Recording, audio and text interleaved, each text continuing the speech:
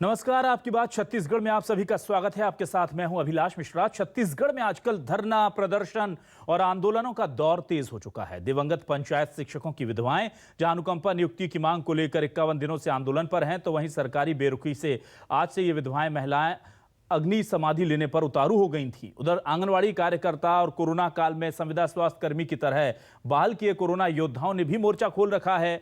पूरी लड़ाई रोजी रोटी से जुड़ी है। सरकार का आधा कार्यकाल बीत गया, तब भी उनकी मांगें पूरी नहीं हो पा रही हैं। बीजेपी इसके लिए कांग्रेस पर वादा खिलाफी का आरोप लगा रही है और उधर कांग्रेस अपने वादे को चरणबद्ध तरीके से पूरा करने की बात कह रही है। लेकिन महिलाएं जब धरने पर बैठी हैं, बरसते पानी में बैठी हैं, अपने ऊपर कफन ओढ़कर लेटी हैं और अब जब खुद को आग में जलाने पर आमादा हैं, तो फिर आपकी बात तो इस पर करना जरूरी है। आज इसी पर करेंगे आपकी बात।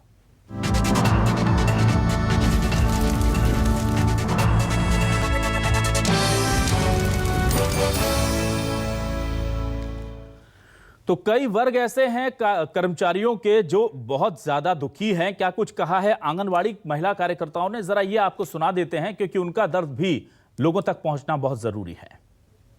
हम कितनी तकलीफ और कितना पीड़ा में है कि आज अपने मैके को छोड़ के, अपने भाई को, अपने बाप को, अपने माँ का दुलार छोड़ के आज अपनी मांगों को लेकर सरकार के पास मांग रहे हैं। ये हमारे लिए बहुत तकलीफ और पीड़ा वाली बात है। तीजा त्योहार में क्या अभी और बैठेंगे अगर हमारी मांगे पूरी नहीं होगी। कलेक्टर दर जो 3 साल 50 दिन के सब्बो बहनी मन जम्मो ईदगाह भाटा में आंदोलन करे रही से, वही कलेक्टर दर ला मांगे बर फिर उतरे है आज तीजा के दिन। बहुत ही उम्मीद करे रहे हमन ए कांग्रेस सरकार ला, लेकिन आज हमन ला ये बहुत दुख के बात है।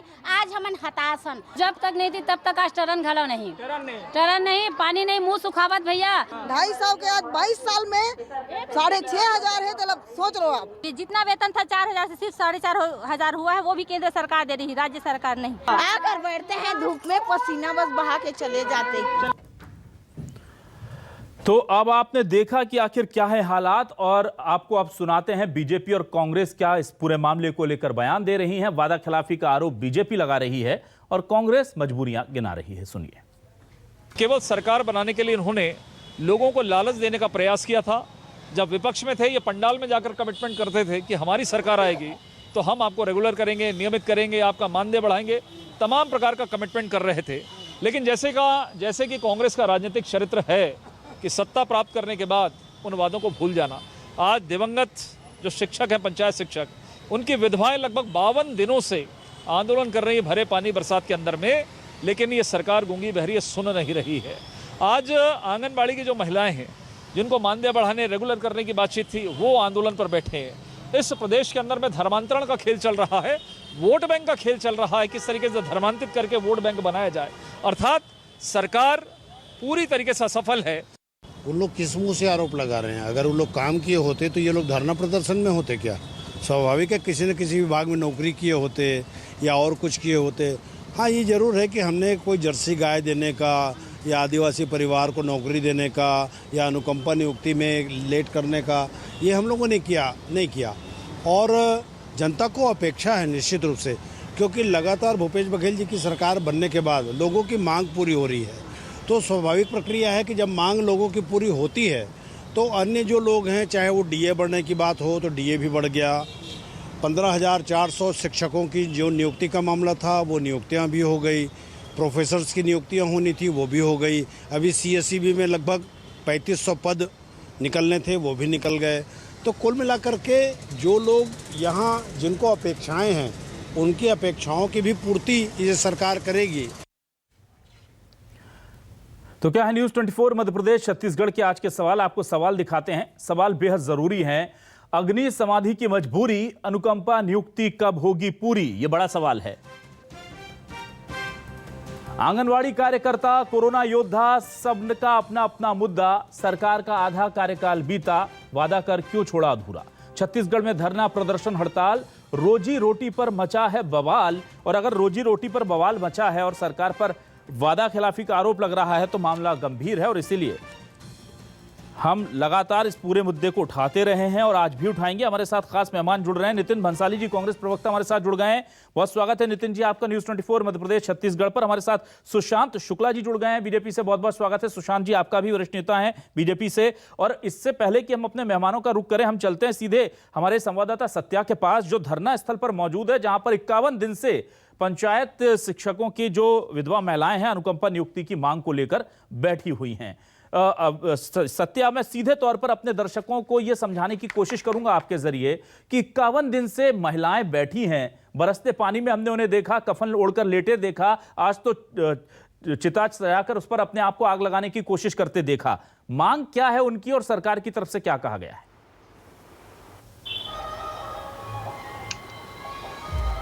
देखिए भाई, इस मामले पे कुछ कहूँ उसके पहले मैं यहाँ तस्वीर दिखाता हूँ, क्योंकि हड़ताल का यहाँ 51 दिन से ये लगातार यहाँ पे हड़ताल कर रहे हैं। और यहाँ पे ये देखिए डॉक्टर हैं। यहाँ पे छत्तीसगढ़ सरकार की पहल होती है कि दोस्त की आपको ज़रूरत पड़े तो आप बुला सकते हैं। यहाँ पे जो महिला है, विधवा महिला है, लगातार बीमार हो रहे हैं एक के बाद एक यहाँ पे, और डॉक्टर यहाँ पे इलाज कर रहे हैं। और छोटी छोटे बच्चे हैं जो लेकर ये लोग लगातार धरना प्रदर्शन कर रहे हैं। और दूसरी ओर कैमरामैन से कहूँगा कि देखिए कि यहाँ पे 3 महिलाओं की तबीयत खराब हो चुकी है और उनको लगातार यहाँ दोपहर में भी हॉस्पिटल लेकर गए थे और अभी 2 लोगों की और तबीयत बिगड़ी है। ये सीधी तस्वीर है धरना स्थल राजधानी रायपुर की। और ये तमाम विधवा महिलाएं हैं जो अपनी मांगों को लेकर लगातार अपनी आवाज़ बुलंद कर रहे हैं, लेकिन सरकार जो है इनकी आवाज़ नहीं सुन पा रही है। और ये लोग अपनी मांग को पूर्ति के लिए लगातार कई तरह के हथकंडे अपनाए, सड़क में सफाई किए, लोटे, अर्थी यात्रा निकाली, लेकिन सुनने वाला कोई नहीं है। पूछें आप क्या मांगे इनकी? तो ये लोग सीधा सीधा अग्नि समाधि लिए हैं। जी जी बिल्कुल बिल्कुल। आप लोगों की मांग क्या है, चाहते क्या है आप लोग? हमारी मांग एक सूत्री मांग है, अनुकंपा नियुक्ति। हम लगातार 51 दिन से आज धरना पे बैठे हुए हैं। हमारी एक सूत्री मांग सिर्फ अनुकंपा नियुक्ति। हम और कुछ नहीं मांगते, सिर्फ नियम को शिथिल करते हुए हमको तृतीय और चतुर्थ वर्ग श्रेणी में अनुकंपा नियुक्ति दी जाए। लेकिन सरकार हमारे से पता नहीं क्यों अनदेखा कर रही है। हमारी बहनों को देख लीजिए, इस तरह बीमार पड़ी हुई है लगातार। क्या सरकार कह रही है? सत्या पूछिए, आखिर मामला अटक कहाँ रहा? नियम कौन सा है जो इसमें आड़े आ रहा है? छोटे बच्चे भी बीमार पड़ गए हैं, लेकिन सरकार इतने दिनों से आप लगातार धरना प्रदर्शन कर रहे हैं। सरकार से बात हुई होगी, कोई जनप्रतिनिधि यहाँ पहुंचे थे, क्या कहते हैं आखिर विभाग के लोग, सरकार के लोग क्या बोलते हैं? अभी तक तो कोई जनप्रतिनिधि वहाँ से नहीं आया है। हम लोग जा के मंत्री जी लोगों के पास में बस रिक्वेस्ट कर रहे हैं, लेकिन अभी तक हमको कोई ठोस आश्वासन नहीं मिला। कौन सा नियम आड़े आ रहा है? कोई आश्वासन नहीं मिला है सर। नियम क्या है जो जिसकी वजह से हो नहीं पा रहा? यही दिखाऊंगा ये। जी नियम कानून का हवाला दिया जाता है, तो क्या नियम बताते हैं? क्या नियम का, जैसे नई नियुक्ति की भर्ती के लिए बीएड, डीएड एवं टेट पास करके कहा जाता है, तो अनुकंपा नियुक्ति के लिए क्या हम जानते थे कि हमारे परिवार के मुखिया मर जाएंगे तो हम पहले से क्या तैयारी करके रखते? अनुकंपा का मतलब तो होता है संवेदना। संवेदनशील सरकार अगर संवेदना दिखा के हमको अनुकंपा, अभी तो जिस तरह तृतीय एवं चतुर्थ वर्ग की श्रेणी में दिया गया है उसी तरह हम भी मांग रहे हैं। हम कोई बड़ी नियुक्ति नहीं मांग रहे हैं। सत्या, जरा एक बार वहाँ डॉक्टर जो मौजूद है उनसे भी पूछें क्या स्थिति यहाँ पर, जो बच्चे हैं, महिलाएं, उनकी एक बार जरा बहुत जल्दी से, क्योंकि हमारे मेहमान इंतजार कर रहे हैं स्टूडियो में। जी बिल्कुल। अभी दूसरी ओर कोरोना योद्धा भी मौजूद हैं, उनसे पहले हम डॉक्टर से जानते हैं। आप लगातार यहाँ पे आते हैं और इलाज करते हैं, क्या स्थिति अभी इन लोगों की? अभी मैं पेशेंट देख रहा हूँ, वो जो बच्ची है उसको अभी 101 टेम्परेचर है, ठीक है, 101 डिग्री बुखार है उसका यहाँ बच्ची का कम से कम यहाँ पर रहना बिल्कुल ठीक नहीं है, ठीक है। तो देखिए अभी 101 डिग्री का बुखार बता रहे हैं बच्चे को, और डॉक्टर का कहना है कि मैं अभी पेशेंट को देख रहा हूँ। जी जी बिल्कुल। सत्या, आप जुड़े रहे हमारे साथ। 4 दिन से उसको फीवर, 4 दिनों से फीवर है। सुनिए ये हाल है छत्तीसगढ़ के, रायपुर के। सत्या, आप जुड़े रहिए हमारे साथ। हम अपने जिम्मेदार जो हमारे साथ लोग बैठे हैं उनसे भी बातें कर लेते हैं और आपके पास हम आएंगे थोड़ा सा, 2-4 मिनट बाद आपके पास आएंगे। नितिन भंसाली जी, दुख हो रहा है सर मुझे तस्वीरें देखकर। मुझे उस दिन भी दुख हुआ था जिस दिन भीगते बारिश में मैंने देखा था कि जो छत्तीसगढ़ की बेटियां हैं, बहनें हैं हमारी, वो वहां पर खड़ी हुई थी। उस दिन भी दुख हुआ जिस दिन देखा कि उनके पति के मरने के बाद वो खुद कफन ओढ़ कर लेटी हैं। और आज भी दुख हुआ जब देखा कि जलती चिता पर जलने के लिए वो आमादा हैं। और अब बच्ची 4 दिनों से बुखार में वहां पर है। जब पिता नहीं है, माँ अगर धरने पर बैठी है, तो बच्चे कहाँ छोड़कर आ जाएं? सर क्या कहेंगे आप नितिन जी? देखिए, व्यक्तिगत तौर पे मुझे भी ये दृश्य देखकर आपके चैनल में दुख हो रहा है, पर देखिए, हर चीज सरकार जो है वो नियम के हिसाब से, अपने कानून के हिसाब से, कायदों के हिसाब से चलती है। आप भी आरोप लगा रहे थे, मैं इसके पहले बाइट में भी सुन रहा था स्टोरी की, कि हमने जो वादा किया वो पूरा नहीं किया। तो मैं आपको बता दूं कि जनता ने जनादेश 5 वर्षों के लिए दिया, चरणबद्ध तरीके से हम हमारे वादों को लगातार पूरे कर रहे हैं। और इसमें आंगनबाड़ी कार्यकर्ताओं के लिए और शिक्षकों के लिए भी जो वादे होंगे वो हम बिल्कुल, जो वादे किए होंगे वो पूरे करेंगे। अब ये जो शिक्षक हमारे 935 दिवंगत शिक्षकों के जो परिजन है, जो अनुकंपा नियुक्ति की मांग को लेकर लगातार धरने पर बैठे हैं, मैं उनसे हाथ जोड़कर निवेदन करूंगा। मैं अभी देख रहा था, ऐसी स्थिति में आप लोग जो धरना स्थल पर बैठ के आंदोलन कर रहे हैं, आंदोलन मत करिए। सरकार आपके विषय में गंभीर है और सरकार आपकी बातों को, आपकी बातें जो है सरकार तक पहुंच चुकी हैं। और संगठन के, कांग्रेस पार्टी के एक प्रवक्ता की हैसियत से मैं भी आप लोगों को ये वादा करता हूं कि मैं भी आपकी बातों को सरकार तक निश्चित तौर पर, आपकी जरूरी बातों को पहुंचाने की पूरी कोशिश करूंगा। पर इस तरीके से देखिए, जान है तो जहान है, इस तरीके से आप लोग आंदोलन न करें, किसी के बहकावे में ना आए। सरकार संवेदनशील है, सरकार निश्चित तौर पर, हाँ ये जरूर कहूंगा कि ये जो 935 परिजनों की बात है, जिन शिक्षकों की मृत्यु हो चुकी है, ये नियमित नहीं है। तो नियमित न होने की वजह से अनुकंपा नियुक्ति नहीं दी जा सकती। ये एक नियम है, उस नियम को शिथिल करना उतना आसान नहीं है, पर इसमें बीच का कोई रास्ता सरकार जरूर निकालेगी। ठीक है। दूसरा एक अभी और मैं देख रहा था, आंगनबाड़ी कार्यकर्ता जो है हमारी बहनें, और पंचायत विभाग, पंचायत शिक्षकों की दिवंगत जो शिक्षक थे, उनकी पत्नियां जो धरने पर बैठी हैं, आप सब धैर्य रखें, निश्चित तौर पर आपके साथ न्याय होगा। किसी भी राजनीतिक पार्टी के आप लोग बहकावे में ना आए। ठीक है नितिन जी, अपना और अपनों का, अपने सुशांत जी बच्चों आपके का। पास आऊंगा, लेकिन सत्या के पास वहां पर कोरोना वॉरियर भी हैं, जो कोरोना वॉरियर वो भी परेशान है, धरना दे रहे हैं। हम उनकी आवाज भी जरा पहुंचा दें दर्शकों तक। सत्या, बहुत जल्दी से आप जरा हमारे कोरोना वॉरियर्स की क्या मांगे हैं और क्या दिक्कतें हैं वो समझाएं।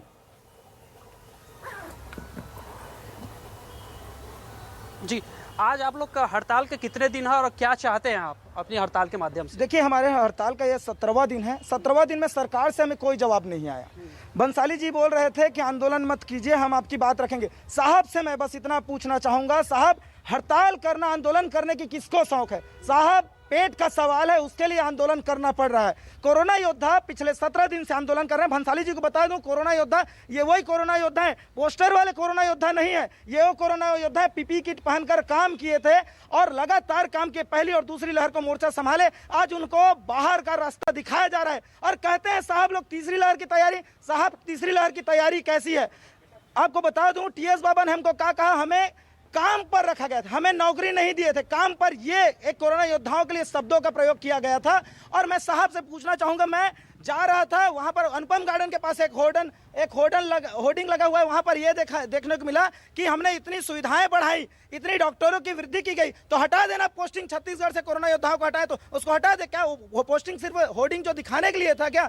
मांग क्या है आप लोगों की? बस हमारी कोरोना योद्धाओं की एक ही मांग है कि हमें जॉब पर कंटिन्यू रखो। यही साहब लोग बोले थे ना, युवाओं को रोजगार देंगे, तो हमें रोजगार देना, क्यों बेरोजगार कर रहे हैं? नौकरी देने के बाद फिर बाहर का रास्ता क्यों दिखा रहे हैं? एक और आपको बाहर का रास्ता दिखा रहे हैं, दूसरी ओर आपके भी पोस्ट पे वैकेंसी निकाल रहे हैं, क्या गलत? बिल्कुल, अभी प्रदेश में एसडीआरएफ के तहत 2800 स्वास्थ्य कर्मी थे और जो है डीएमएफ के तहत ऐसे करके लगभग 4 से 5 हजार कोविड वॉरियर का लिया गया था। अभी उनको हटाया जा रहा है, इसलिए हटाया जा रहा है क्योंकि प्रदेश में भी फंड नहीं है, बोल रहे हैं साहब लोग, पैसे की कमी है, फंड नहीं, इसलिए बाहर का रास्ता। तो फिर नई भर्तियां क्यों कर रहे हैं? टेबल के नीचे से लेने के लिए साहब लोग नई भर्ती कर रहे हैं क्यों? कोरोना योद्धा हमने तो पहली दूसरी लहर संभाला था ना, हमने तो मेहनत किया था, हमें बाहर का रास्ता क्यों दिखा रहे हैं? हमने प्राइवेट सेक्टर के हमारे कई साथियों नौकरी छोड़कर यहाँ पर जॉब ज्वाइन किए थे। यही सरकार रोजगार की बात कही थी, इसलिए हम रोजगार इनके बहकावे में आ गए थे। ठीक है, सत्य आपके पास आएंगे, सत्य आपके पास आएंगे। सुशांत जी, बहुत गंभीर समस्या है ये पूरा जो मामला है, मुझे देख करके बड़ा दुख हो रहा है छत्तीसगढ़ के मामले को। सर मैं आऊंगा, नितिन जी आपके पास आऊंगा, आप तो जवाब दें, आपसे तो जवाब जरूर लूंगा।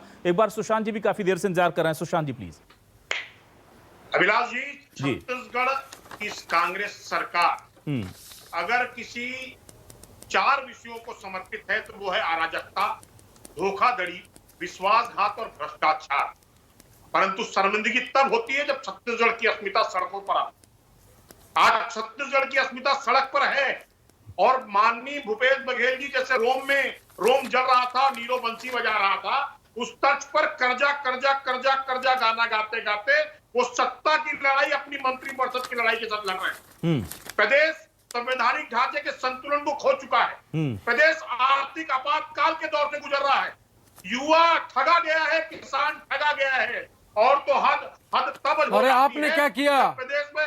अरे साहब, तबादला ये सब बेरोजगारी आई कहां से भाई? तबादला उद्योग चलाने वाले जवाब सुनने का साहस रखिए। टाउ टैक्स तो सुनने वाले, अरे वो 10% कमीशन वाली कहानी भी सुना दो। आपके पूर्व मुख्यमंत्री डॉक्टर रमन सिंह जी ने रायगढ़ में लगाया, 1 साल कमीशन लेना बंद कर दो। ये कमीशन वाली बात भी बोल दीजिए। अरे भैया, सरकार ने गोबर पर भ्रष्टाचार करने वाले प्रदेश की जनता ने क्यों सत्ता से बेदखल किया? ये बेरोजगारी हमें, ये बेरोजगारी हमें सत्ता में विरासत में मिली है भारतीय जनता पार्टी से, जिसको दूर करने। एक मिनट सुशांत जी, मेरा बहुत सीधा सवाल है और मैं हर बीजेपी के नेता से पूछता हूं सर, क्योंकि विपक्ष में अगर आप हैं तो सर आपकी भी तो कोई जिम्मेदारी है। क्यों नहीं आप जाकर के सरकार को घेरते हैं? पूरे प्रदेश व्यापी धरना क्यों नहीं होता इन लोगों के लिए सर? हमारे आंदोलन चल रहे हैं, इनके एक व्यवस्थागत ढांचे में इनका आंदोलन चल रहा है, जिसको भारतीय जनता पार्टी का पुरजोर समर्थन है। परंतु छत्तीसगढ़ की जनता आज एक नारा लगाती है कि तुमने हमको ऐसे लूटा भरी बीच बाजार में कि चुनरी तक का रंग उड़ गया फागुन के त्योहार में। और जनता के साथ प्रशासनिक अधिकारी क्या लगाते हैं कि अंधेरे नगरी चौपट ये कवि सम्मेलन नहीं चल रहा है, ये बहुत सेंसिटिव मुद्दा है ना। ठीक है कवि सम्मेलन सुशांत जी, मैं 40 चोरों की सरकार भी देखी है।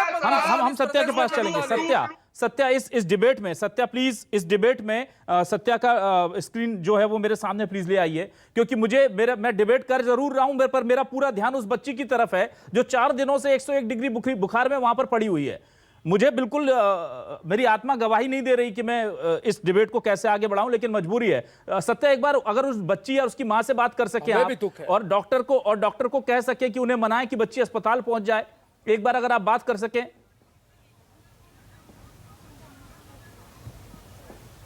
जी बिल्कुल, 4 दिनों से वो बच्ची वहां है और हम उनसे बात करते हैं। ये कितने दिनों से इनकी तबीयत ठीक नहीं है?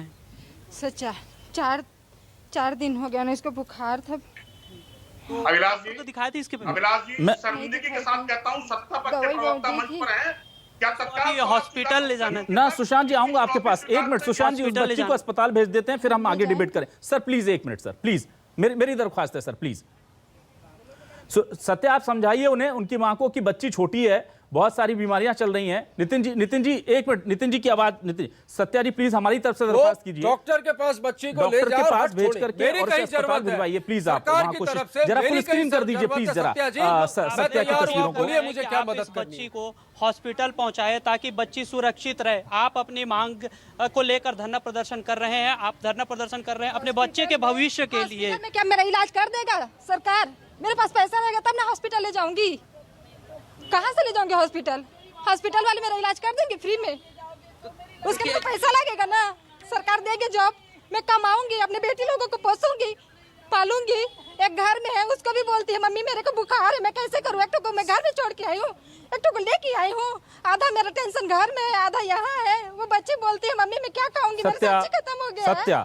सत्या प्लीज इस बच्ची को अस्पताल पहुंचाना हमारी जिम्मेदारी है। जी। आप प्लीज बोलिए, और अगर उनको आर्थिक कोई दिक्कत है तो न्यूज़ 24 मध्य प्रदेश छत्तीसगढ़ उस बच्ची के इलाज का खर्चा उठाएगा। ये मैं पूरी जिम्मेदारी से यहां से कह रहा हूं। अगर उनको सरकार से मदद नहीं मिलती है तो आप बोलिए उस बच्ची को वहां से लेकर जाएं। मैं हाथ जोड़कर मेरी इस बहन से निवेदन, नहीं सरकार के तरफ से मैं वादा करता हूं, जिस भी स्तर की जो भी आवश्यकता होगी, जो मदद होगी, सत्या जी इस बहन को कहिए, मैं करने के लिए तैयार हूं। इलाज करवाएगी। आप बस बोलिए इनको हॉस्पिटल ले जाना है। अरे नेतागिरी मत करो यार ना। ठीक है ना सत्या, मैं आपको रिलीव कर रहा हूं ले जाने के लिए, और हम इनको पूरे अपील कर रहे हैं। जी सत्या जी, मैं आपको रिलीव कर रहा हूं। डिबेट बाद में हमारे लिए। आप इस बच्ची को अस्पताल पहुंचाइए प्लीज, और उनके माता पिता को समझाइए, पिता नहीं है माफ कीजिएगा, माता को समझाइए, परिजनों को, और उनको जो भी मदद है वो आप देखिए। सरकार भी वहां पर है, हम जानते हैं कि सरकार इतनी संवेदनशील नहीं है, ना ही बीजेपी है, लेकिन मैं बस ये चाहता हूं कि वो बच्ची पहुंच जाए। हम अपनी डिबेट को इधर आगे बढ़ाएंगे, और बहुत दुख हो रहा है इन तस्वीरों को देखकर। और आज आपका यही टारगेट है कि आप इस बच्ची को अस्पताल पहुंचा दें और उससे जल्दी से जल्दी इलाज मिलना शुरू हो जाए, क्योंकि बहुत सारी बीमारियां हैं, खासतौर से बच्चों को लेकर के, जिन्हें लेकर के मैं बहुत संजीदा हूं। वापस लौटूंगा मैं इस डिबेट में। दरअसल मेरा भी छोटा बेटा है और आज ही उसे बुखार आया। अभी मैं जब इस बच्ची को देख रहा था सोच रहा था कि इस छोटे से मेरे बच्चे को अगर एक फोन आ जाता है तो मेरी रूह कांप जाती है। ये बच्ची 4 दिनों से 101 डिग्री बुखार में अस्पताल में पड़ी हुई है। सोचिए उसकी मां की क्या हालत होगी। सुशांत जी आपके पास आता हूं। सुशांत जी, कुछ चीजों पर राजनीति अच्छी नहीं लगती और अगर आपको राजनीति करना भी है तो फिर पूरी दमदारी से होनी चाहिए। बीजेपी कई मुद्दों को लेकर के राज्य स्तरीय प्रदर्शन धरना कर देती है, बंद का आह्वान कर देती है। इस मुद्दे को लेकर के केवल आप ट्विटर, डिबेट्स, फेसबुक, व्हाट्सएप यहीं तक सीमित हैं। बीजेपी के नेताओं को नींद कैसे आ जाती है सर जब उनकी प्रदेश की बेटियां इस तरह से बैठी हुई हैं। ये तस्वीरें देख लीजिए, पानी डल रहा है, कभी कभी अपने ऊपर आग लगाने की कोशिश कर रही हैं। कहां है बीजेपी का कोई नेता? क्यों नहीं दिखता मुझे वहां? क्यों नहीं दिखते आपके तमाम बड़े नेता? दुनिया की सबसे बड़ी पार्टी छत्तीसगढ़ की जनता के साथ क्यों नहीं खड़ी है सर? सर पेच करेंगे छत्तीसगढ़ वाला सुशांत शुक्ला लोग कट गया था।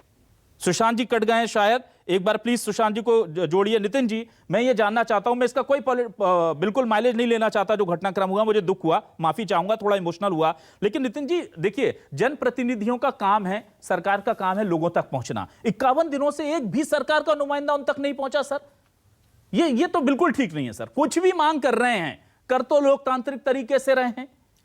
अगर उनकी कोई बात पूरी नहीं हो पा रही, कोई तकनीकी पेच है, कोई चला जाएगा तो छोटा हो जाएगा सर। क्या ईगो से चलेगा लोकतंत्र? क्या ईगो से चलेगी कांग्रेस सरकार? महिलाएं बैठी हुई हैं ना, बच्चे बैठे हुए हैं, वहां तो कोई पॉलिटिकल मंच नहीं है। वो कह रहे हैं कि 51 दिन हमें हो गए, कोई मिलने नहीं आया हमसे। ये जो बैठी हैं जी, ये जो बैठी है, ये किसी की माँ है, किसी की पत्नी है, किसी की चाची है, किसी की दादी है, हर तरीके के रिश्ते हैं। हमारी भी बहन है। मैं हाथ जोड़कर निवेदन करता हूं, हठ धर्मिता छोड़िए। सरकार तक आपकी बातें पहुंच चुकी हैं, मैं मानता हूं 52 दिन हो चुके होंगे, लेकिन इसमें जो तकनीकी पैच है, ये पैच भी ये बहुत अच्छे से जानते हैं कि इतना आसान नहीं है नियमों को शिथिल करना। पर हाँ, इस विषय पर निश्चित तौर पर सरकार कोई ना कोई रास्ता निकालेगी। लेकिन ये जिस तरीके से बरसते पानी में, या जैसा कि मैं अभी आपकी स्क्रीन पे दृश्य देख रहा था, मैं खुद बहुत दुखी हुआ उस दृश्य को देखकर कि उस बच्ची को 103 से 104 बुखार था और वहां पर उनकी माता धरने पर बैठी है। मैं हाथ जोड़कर उस बहन से निवेदन करता हूं कि आप हठ धर्मिता छोड़िए।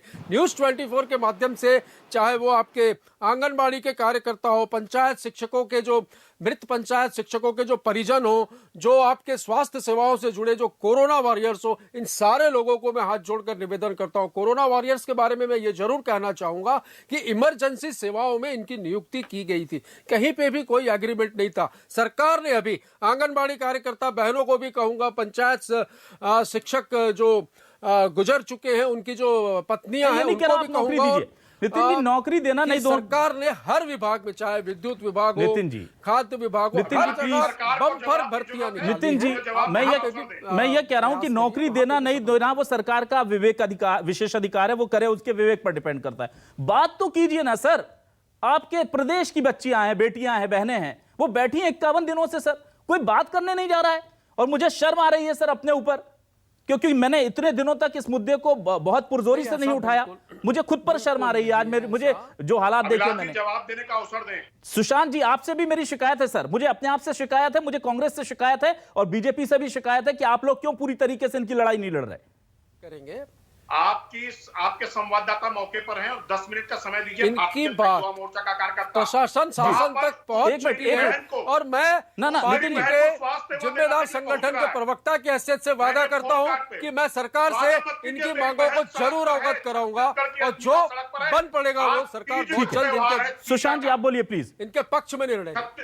आज छत्तीसगढ़ में तीजा का त्यौहार है और मेरी बहन नुमा छत्तीसगढ़ की अस्मिता सड़क पर है। 10 मिनट का समय दीजिए। आप अपने संवाददाता से भौतिक सत्यापन करा लीजिएगा कि भारतीय जनता युवा मोर्चा का कार्यकर्ता वहां तक उसको स्वास्थ्य सेवा दिलाने के लिए पहुंच रहा है। 15 साल क्या थी, 15 साल बहनों की अस्मिता वाली बात कर रहे हो भाई, इतनी बड़ी बड़ी बात कर रहे हो। ये बेरोजगारी हमें मिली कहां से?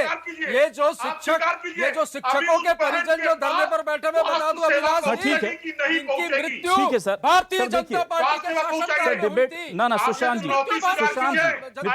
सुशांत जी, नितिन जी, क्यों इन्होंने नियमित नहीं किया? सुशांत जी, नितिन जी प्लीज, ना सुशांत जी, गुस्सा मत होइए सर, गुस्सा मत होइए सर, आज मेरा हाथ जोड़कर निवेदन है, गुस्सा मत होइए सुशांत जी आप गुस्सा मत होइए ना सुशांत जी, आज गुस्सा होने का हक ही नहीं है। ना आपको हक है सुशांत जी, ना आपको हक है, ना मुझे हक है गुस्सा होने का। नितिन जी, हमें सिर्फ शर्मिंदा होने का वो हक भी नहीं है। हमें तो बस शर्मिंदा होना चाहिए अपने प्रदेश की ऐसी स्थिति को देखकर। शर्मिंदा हूं साहब ना सुशांत जी, ना आप अपनी लड़ाई ढंग से नहीं लड़े, मैंने अपनी जिम्मेदारी ढंग से नहीं निभाई, नितिन जी ने अपना काम ढंग से नहीं किया, इसीलिए ये तस्वीर आज हमें देखने को मिली है। पूरा देश देखता है इन तस्वीरों को। छत्तीसगढ़ की पूरी अस्मिता को हम लोग घायल कर रहे हैं, छलनी कर रहे हैं। वो तीजा जिस दिन महिलाएं खुशी से फूली नहीं समाती, उस तीजा पर इन महिलाओं के साथ, इन बच्चियों के साथ ये हालत है। सुशांत जी बहुत माफी चाहूंगा ना सुशांत जी, ना पॉलिटिकल माइलेज नहीं, सुशांत जी पॉलिटिकल माइलेज नहीं लेने दूंगा आज किसी को। आज तो मैं खुद अपने आप को जिम्मेदार मानता हूं इस हालात के, और बहुत ईमानदारी और जिम्मेदारी से कहता हूं कि ये मेरा भी फेलियर है कि मैंने इन लोगों की तस्वीरें पहले क्यों नहीं दिखाई। ये हमारा फेलियर था, हमने इसे सुधारने की कोशिश की है और उस बच्ची को इलाज मिलेगा, ये हम पूरे दर्शकों से वादा कर रहे हैं। नितिन जी, सुशांत जी, सियासत हर जगह होती रहती है, लेकिन इंसानियत भी कोई चीज है, उससे पूरा होना चाहिए। और नितिन जी प्लीज, मेरी हाथ जोड़कर आपसे दरख्वास्त है कि आप तुरंत जनप्रतिनिधि भेजें। वहां पर हालात ठीक नहीं है, कल को कुछ भी होता है तो हम अपने चेहरे आईने में नहीं देख पाएंगे। आप किसी प्रतिनिधि मंडल को भेजिए, जो आपकी बातें आप जो कह रहे हैं उसे समझाने की कोशिश कीजिए। न्यूज 24 के भैया शुक्ला जी, ना शुक्ला जी एक मिनट, समाधान की तरफ बढ़ेंगे। शुक्ला जी एक मिनट समाधान की तरफ बढ़ेंगे। शुक्ला जी एक समाधान की तरफ बढ़ेंगे। चिल्ला के समय शुक्ला जी का ऑडियो थोड़ा सा कम कीजिए। नितिन जी बोलिए। मैं सरकार के संगठन के प्रवक्ता की हैसियत से अभिलाष जी मैं वादा करता हूं कि इन सारे आंदोलनरत कर्मचारियों की बातों को मैं कल ही शासन तक के पहुंचाऊंगा और जितनी जल्द हो सके इसमें अच्छे से अच्छे और बेहतर निर्णय हो, इसका पूरा प्रयास करूंगा। सुशांत जी, वो जो बच्ची वहां पर जिसको 103 बुखार है, उनकी माताजी से भी मैं अनुरोध करता हूं, उस बहन से भी अनुरोध ना वो हम पहुंचा रहे हैं सर, बिल्कुल। सुशांत जी अब आपकी जिम्मेदारी, सुशांत जी आप वादा कीजिए सबके सामने कि कांग्रेस पूरी तरह, कांग्रेस की खड़ी हो ना हो, बीजेपी कल हमें कोई पूरी तरह खड़ी दिखेगी उनके साथ, तस्वीरें देखने के बाद नहीं जाएंगे आप, वादा कीजिए आप। मैं अपनी पार्टी की तरफ से आपको ये बात का समर्थन ज्ञापित करता हूं और आपको एक विषय पर भी ध्यान आकर्षित करता हूं कि मेरी बहन की बच्ची 10 मिनट के अंदर उनके पास भारतीय जनता युवा मोर्चा का कार्यकर्ता पहुंच जाएगा। न्यूज 24 उन्होंने अस्पताल पहुंचा चुका है सर, अब तक न्यूज 24 में अस्पताल पहुंचा चुका है, लेकिन ये क्रेडिट की बात नहीं है, ये इसलिए है क्योंकि बच्चियां वहां पर हैं, बच्चे अगर छोटे हैं तो उनको इलाज मिलना चाहिए।